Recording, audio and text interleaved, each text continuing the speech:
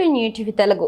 అనేక ఏళ్ల కిందట రాగి పాత్రలు ఉన్న వాటితో రోజు మొత్తంలో 1 లేదా 2 సార్లు మాత్రమే నీరు తాగేవారు. మిగతా సమయంలో మట్టి కలశాల్లో లేదా వేరే పాత్రలో నీరు ఉండేది. ఫిల్టర్లు లేని రోజుల్లో మట్టి పాత్రలే ఉపయోగించేవారు. కానీ ఇప్పుడు మాత్రం రోజు మొత్తానికి రాగి బాటిళ్లలో నీరు నింపి ఉంచుతున్నారు. ఫలితంగా శరీరానికి అవసరమైన మోతాదుకు మించిన ఐరన్ చేరుతోంది.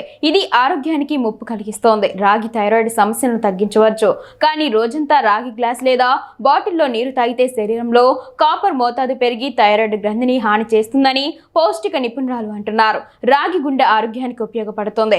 కానీ అదే రాగి అధికంగా రక్తంతో కలిస్తే రక్త ప్రసరణపై ప్రభావం చూపుతుంది. దాంతోపాటు జీర్ణక్రియ బాగా కాక అజీర్ణం, ఉబ్బసం, వాంతులు, తల తిరుగుడు వంటి సమస్యలు ఏర్పడతాయి. శరీరానికి అవసరం లేనన్ని పరిమితిలో చేరితే దుష్పరిణామాలు తప్పవు.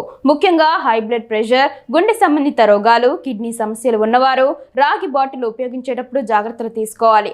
ఒకసారి రాగి గ్లాసులో నీరు తాగడం మంచిదే, కానీ రోజు మొత్తం రాగి బాటిల్లో నీరు తాగడం వల్ల శరీరానికి అనేక హానులు కలగవచ్చు.